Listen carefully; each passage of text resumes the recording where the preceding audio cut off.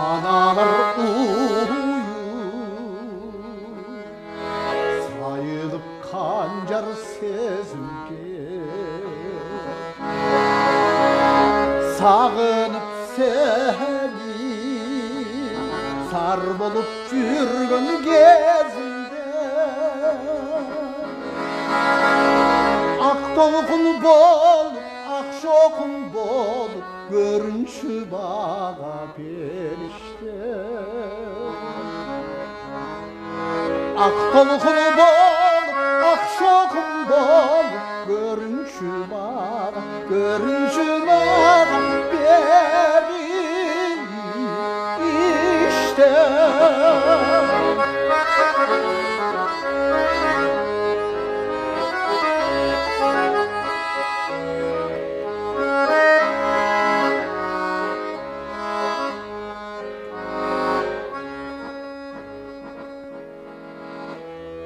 көңілім еңсе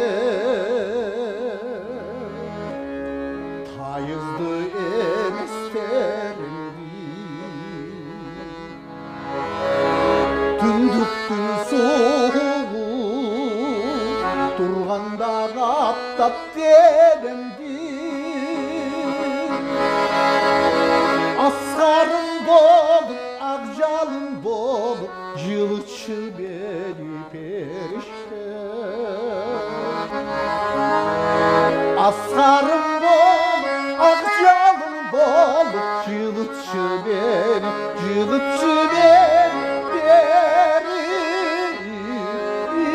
işte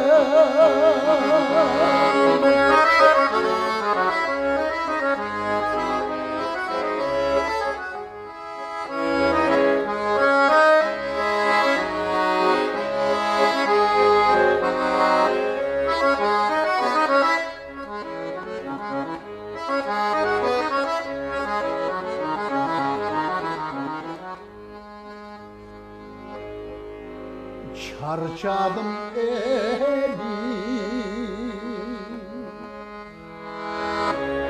daima tınbay senizde turamın ağzı kabağın bir kıp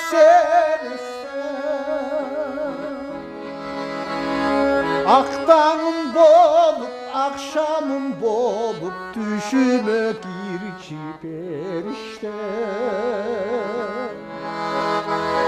Aktanım